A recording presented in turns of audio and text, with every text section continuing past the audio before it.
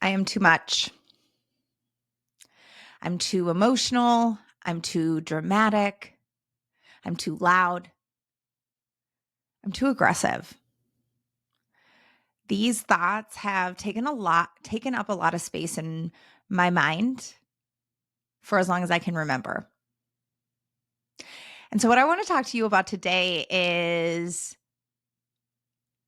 beliefs that are driving these thoughts and stories that are on repeat in your mind and in your body that are no longer serving you, that are honestly driving behaviors that you wish weren't there. And wishing that you could just release these thoughts that you have that you know are holding you back, that have you spiraling, that have you feeling a certain kind of way.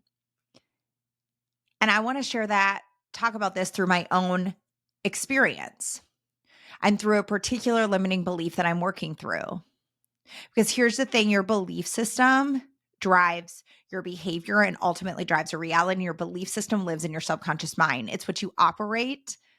It's how you operate in life without even thinking about it. It influences your state, how you feel, your emotions, your physiology, how you physically show up, the behaviors that you have, and then it creates your reality, right? Because our behaviors drive our reality.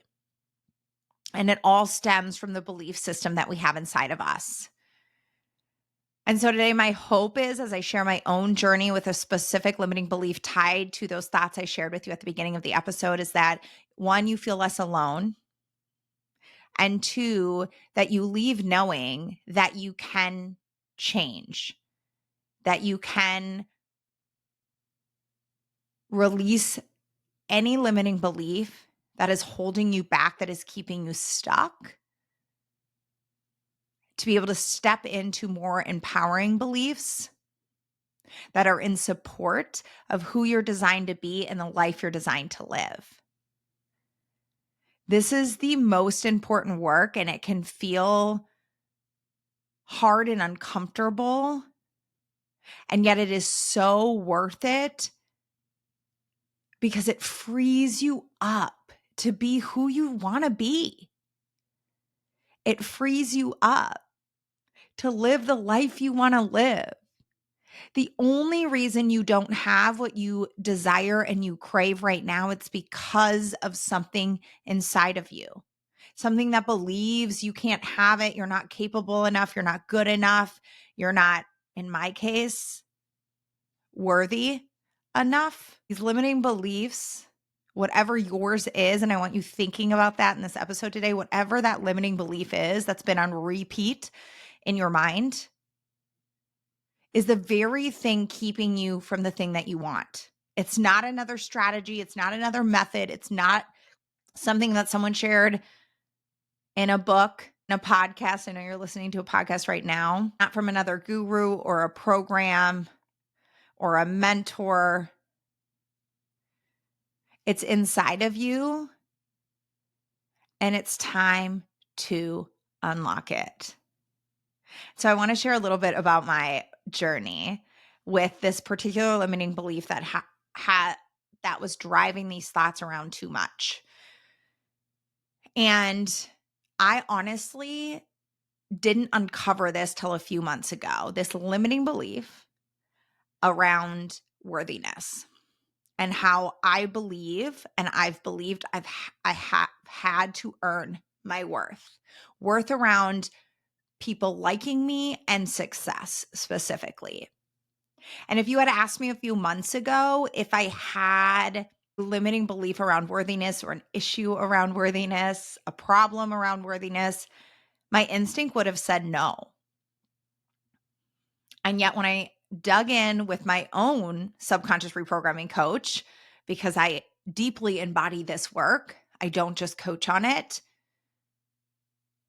What we uncovered was that very limiting belief that's been driving these thoughts and my behaviors. I'm going to talk about what those behaviors are because I have no doubt you might be able to relate to some of these behaviors, which was then creating this reality that was good, but keeping me stuck right where I was versus stepping into who I knew and where I knew God was calling me to go.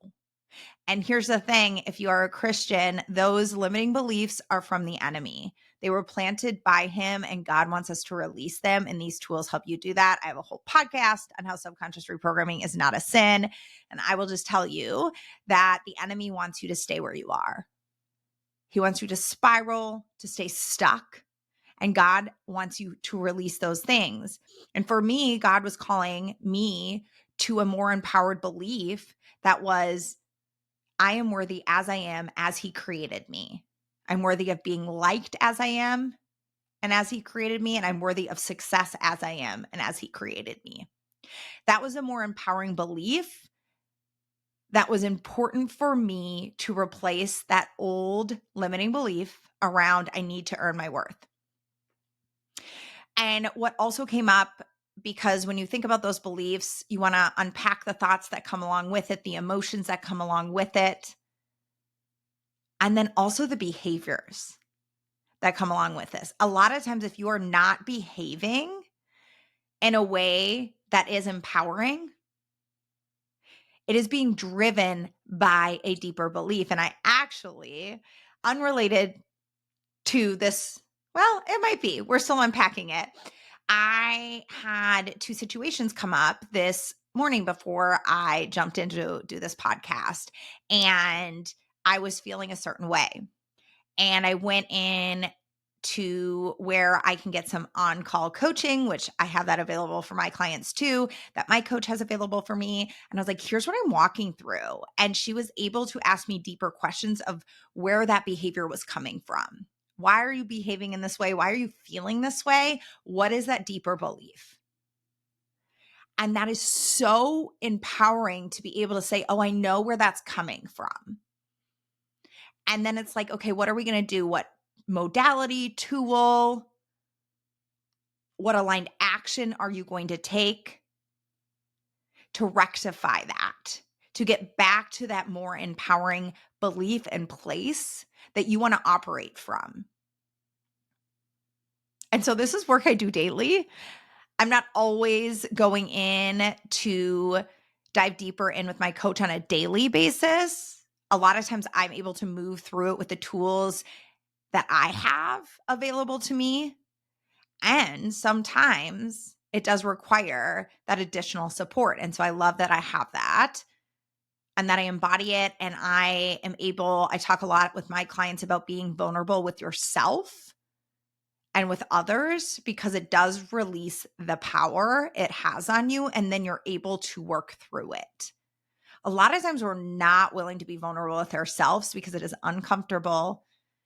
It requires us to unpack and not necessarily, I don't believe, sit in it, more so honor it.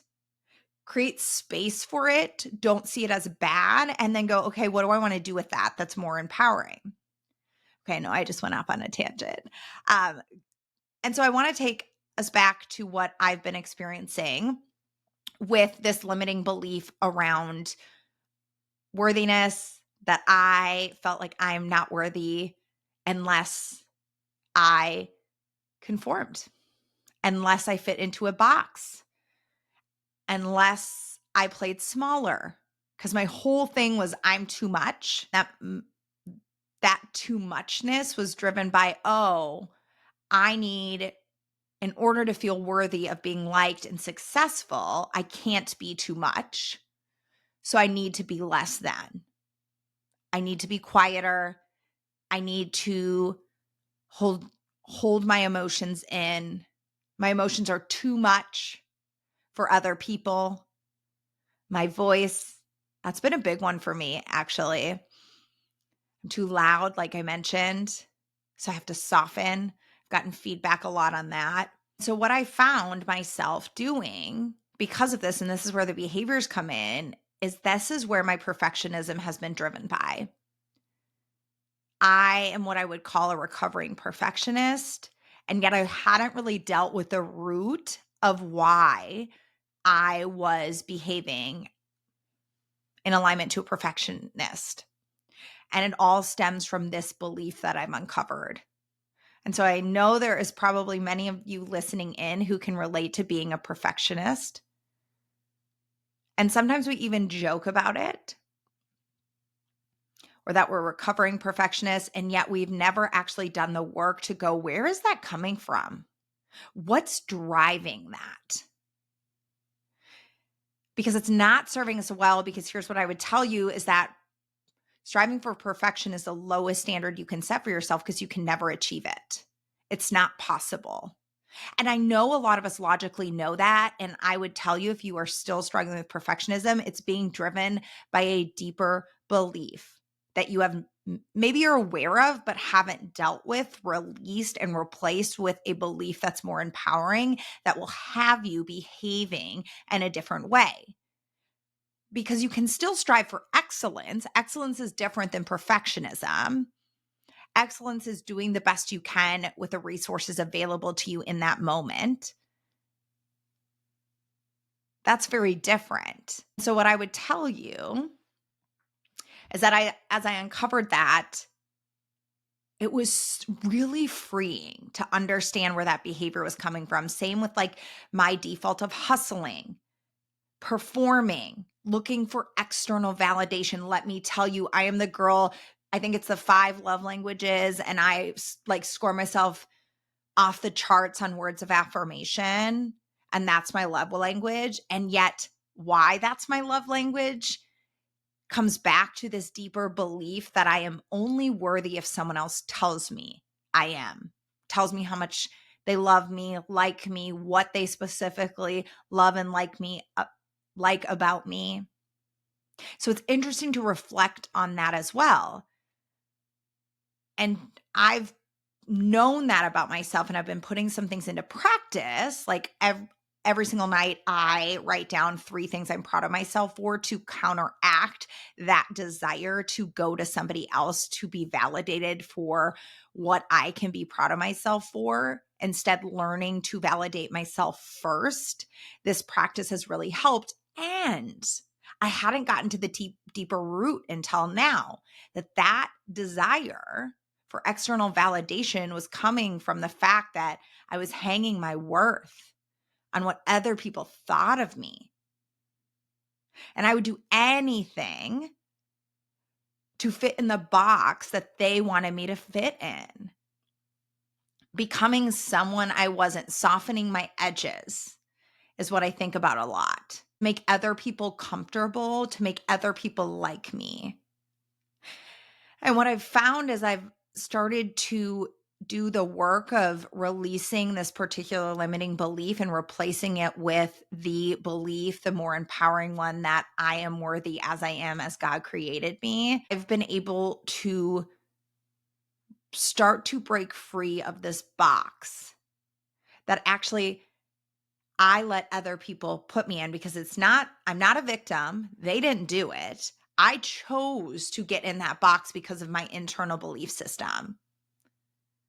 I willingly got in that box. Now I am taking radical responsibility to get out of that box, to unlock the keys that have held me in, step in, or out of, I should say, that box. And what's so interesting is the very things I kept thinking people wouldn't like me for, or wouldn't be successful with, are the very things that are attracting people into my world now. It's the very things that are helping me be successful in my business.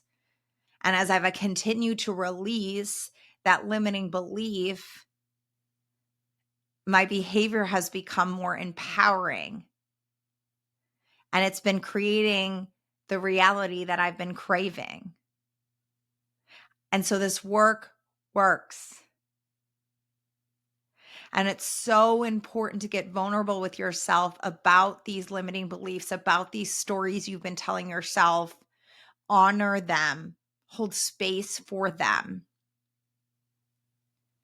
Because when you do that, you build this self-awareness, which I always talk about. Self-awareness is the number one skill you can have, because that's where everything starts, is with awareness, and then taking radical responsibility over that to do the work that will rewire your belief system, this particular one that's been coming forward for you, be able to break out of your box, whatever box that is, right?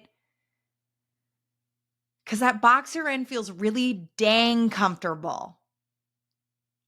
I say that because it felt really dang comfortable for me. It's what I knew. I hung up the pictures, made it cozy.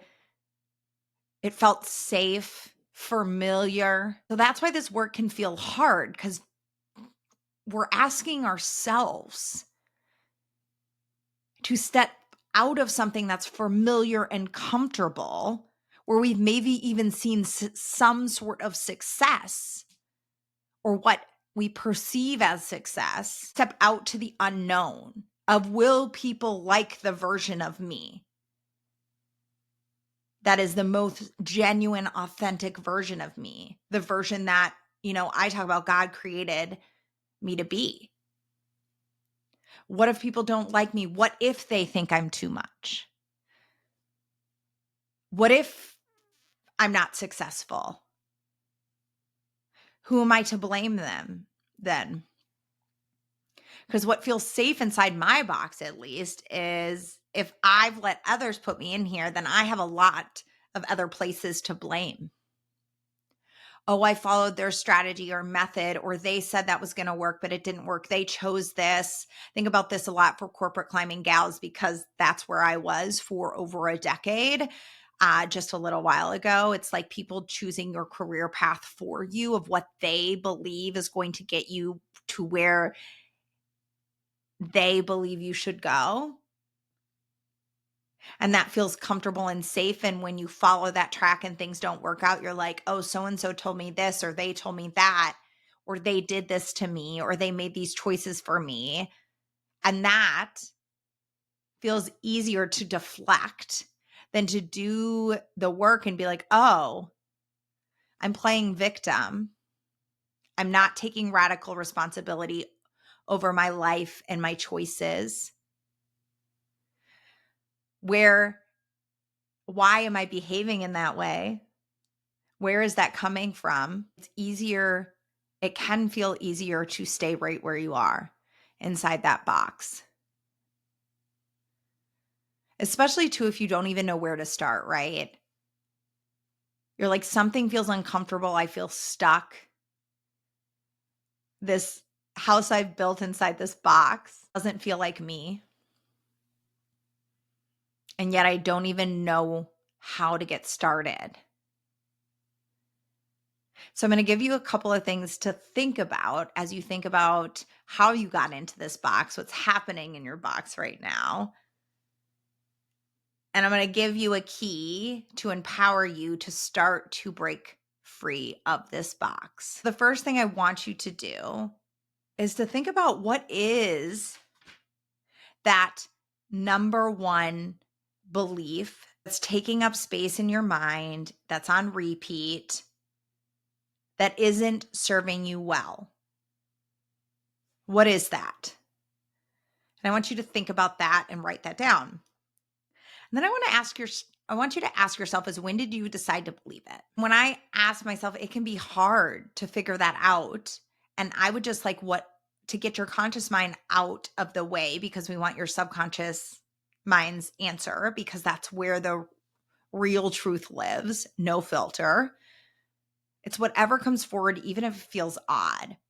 So for me, when I ask myself where this earning my worth and feeling like I have to be someone else to be worthy of being liked or seen as successful, the scenario that came forward for me, and most of the time you're going to get these things are going to take you back to age 0 through 7. And if you don't go back to that space, there's more work to be done. And so for me, I know there's more work to be done because I only go back to a moment in 5th grade. A moment in 5th grade where I was out on the playground playing basketball, which is a sport I played a lot of my life, all the way through senior year of high school. And I remember a moment where the boys started yelling, "Watch out, iceberg is coming through." And here's what I would tell you about fifth grade is I've been 5'6", which is the height I am, since fifth grade. I was bigger than most of the boys, most of the girls. That's a whole other thing I'm working through, which is tied to this. So that's I would say the beautiful thing about uncovering these beliefs and doing the work on them is they have a ripple effect across a lot of areas of your life, not just one area. And so this particular belief bleeds into everything in my life, from my marriage to motherhood to my physical health, which is kind of what I'm talking about here, to my business, to my relationships. And so that was a moment that was really defining for me, that I was called out for what I physically looked like, realizing and thinking to myself, gosh, I've got to be smaller to be liked. I'm not worthy because I'm bigger. I take up more space physically. So when I think about too much, it wasn't just about what I said or my behaviors. It was also my physical being. And so again, I share that as an example of like, this is complex work, and yet it is a work that will shift your life. When you can get vulnerable and honest, not only about what those beliefs are, but when did you decide to believe them? So once you've got that limiting belief that's been on repeat, I know there can be several, so pick one. And then identifying when did you decide to believe it, I then want you to come up with that more empowering belief. Like I said, my more empowering belief that I'm reprogramming into my belief system is I am worthy as I am, as God created me. I am worthy of success as I am, as God created me. I am worthy of being liked as I am, as God created me. When I think about how I've started to reprogram that through the subconscious reprogramming tools and modalities I am working with my own personal coach on, and that's something I want to offer up to you as well, depending on where you are on your journey, is that something else that came up for me is because this belief had been driving my behavior of perfectionism, hustle, performing, playing smaller. I had this story that things had to be hard because I had to make it hard by trying to be perfect, by trying to hustle and outperform everybody else. So that thought drove a lot of behaviors as well, that this has to be hard and it can't be fun. And so a part of what I'm doing to behave differently is to also bring in that it gets to be fun. Life gets to be fun and easy. It doesn't have to be hard. And it's not from a place of a positive Polly, rose-colored glasses, because life can be hard. Let me tell you, if you've listened to one of my recent podcasts a few back where I gave you a life update, I've just walked one of the hardest freaking years of my life for a variety of reasons. And yet I'm still choosing to do this work because this work has made me 1,000% more resilient and resourceful, and brought in more joy and fulfillment in one of the hardest years of my life. I was able to show up differently for myself, for my family. And I'm still doing the work every day. And it doesn't have to be hard. It can be easy and it can be fun. It doesn't have to require hustle. It doesn't have to require trying to be perfect, which again, I told you is the lowest standard we can set for ourselves. Every time I think about that and I behave in alignment to that, I feel like it's like I've taken this deep breath, this feeling of relief. Oh gosh, I can just be who I am. I don't have to be anybody else. And I get so fired up about that because I know that I lived a lot of my life being somebody else. It makes me emotional. And I know there are so many other women who have lived their life like that too. Trying to stay in that box, feeling stuck and fearful and unsure. And I want you to know that you can break free. And what's on the other side, what's outside of that box, is what is meant for you. And everything that is required of you to get out of that box is inside of you. Let me tell you this. This is the work that gets you out of that box. And so I would start with the 3 questions that I took you through to build that deeper self-awareness around the limiting belief that's currently taking up a lot of space inside your mind. Coming up with that new empowering belief, understanding where it came from when you decided to believe that. And then I'm going to give you a little bit of a practice to do as well. It's called switch task. And so what I want you to do after you've done that exercise is when you are caught in a spiral where you're experiencing this limiting belief on repeat and the thoughts and feelings that come along with that, I want you to say out loud, switch. And then I want you to say out loud that more empowering belief that you desire to have. It's a simple yet powerful practice that you can start to do to shift your internal operating system. And then what happens is you will, your next decision, your next behavior from that place, your next, what I call your aligned action, will be from a more resilient place, a more empowering place. Because your beliefs drive your thoughts, and your thoughts drive your behaviors, and your behaviors ultimately drive your reality. And that is so empowering to understand and to be self-aware of what has been driving your behaviors and then what you can do to shift them.